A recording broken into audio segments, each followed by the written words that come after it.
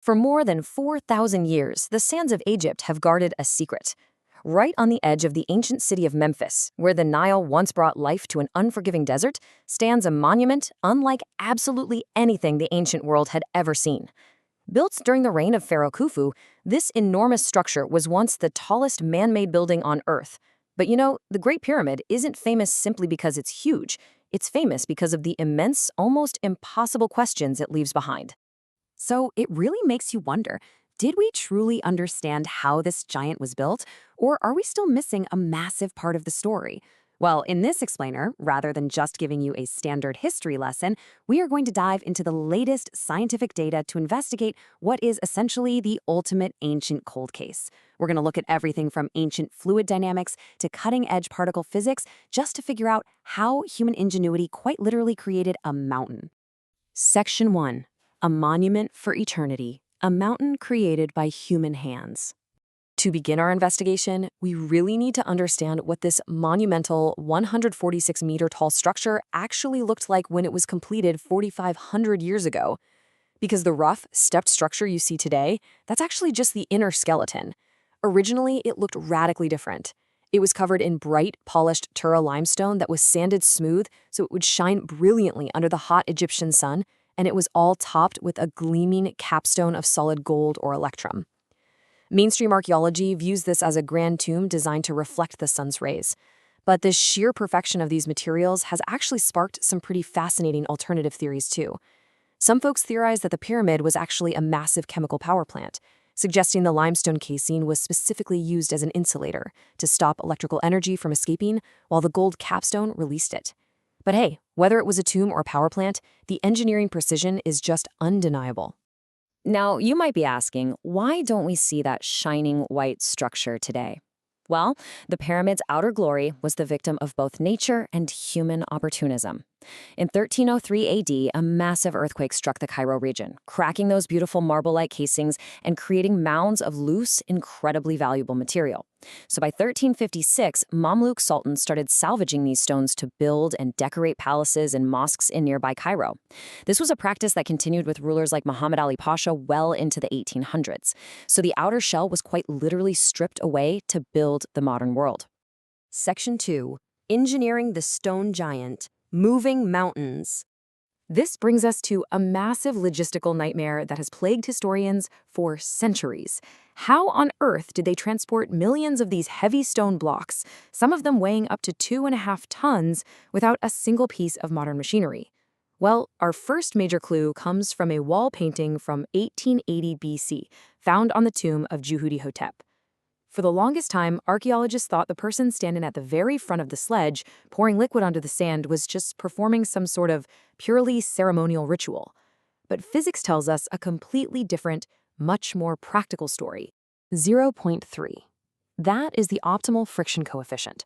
Modern fluid dynamics experiments from the University of Amsterdam recently revealed that wetting the sand directly in front of a sledge essentially halves the pulling resistance. If you get the water content just right, the water binds the sand grains together almost like glue, making the surface nice and stiff.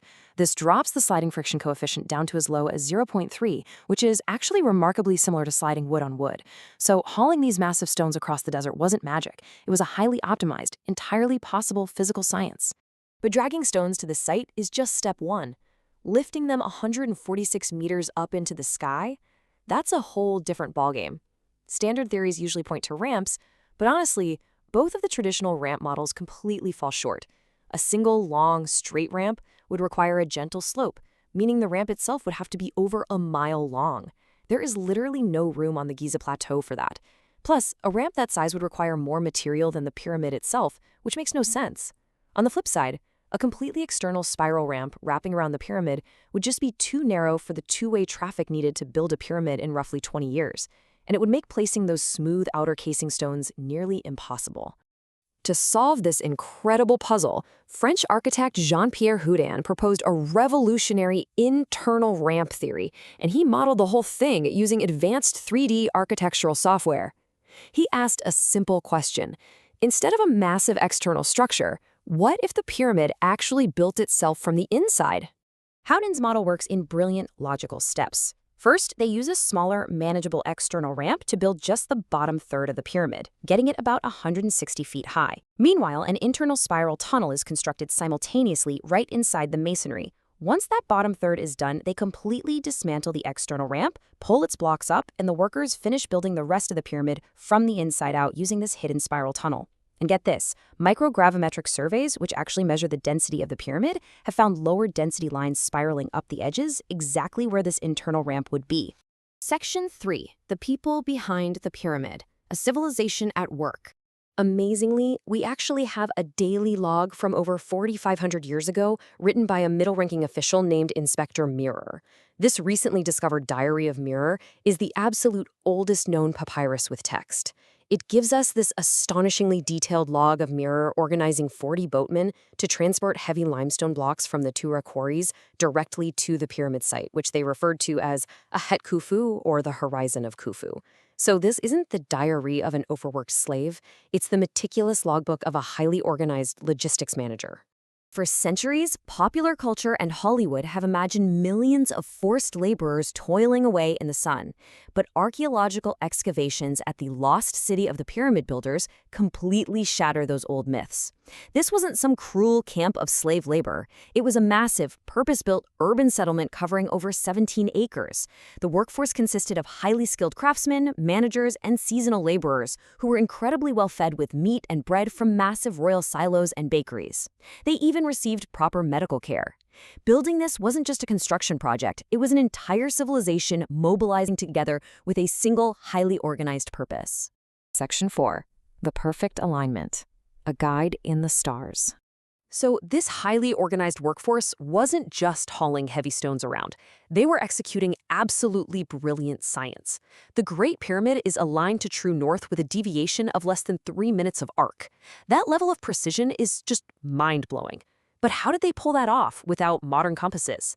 Well, because of the Earth's natural wobble, there was actually no accurately placed North Star 4,500 years ago like we have Polaris today.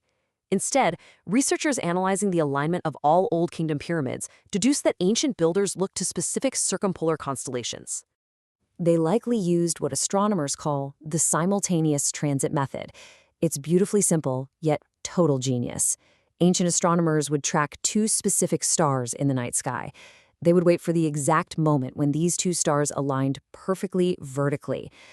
By holding up a simple plumb line, literally just a string with a weight on the end, and sighting those vertically aligned stars, they could mark a line on the ground that pointed directly to true north. They quite literally pulled the precise alignment of this massive pyramid straight down from the heavens. Section 5. The secret of the void. What lies within? Even with all this incredible detective work, mapping star charts and testing fluid dynamics, the Great Pyramid still holds tightly onto modern mysteries.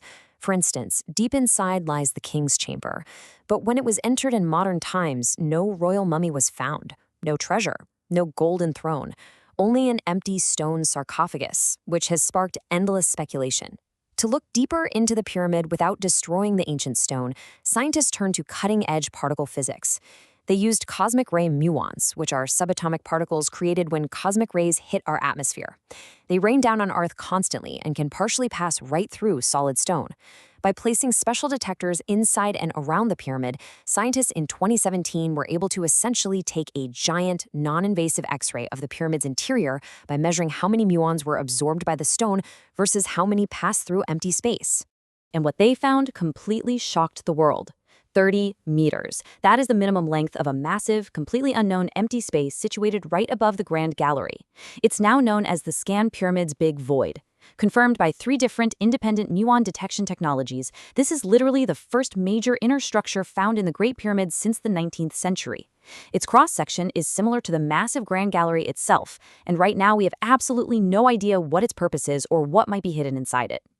Every single time, we think we finally have the Great Pyramid figured out, whether it's through the ancient diary of a logistics manager or the high-tech mapping of subatomic particles, it reminds us that we are only just scratching the surface. This incredible discovery proves that this ancient wonder is far from fully understood, leaving us all with one final, thrilling question to ponder.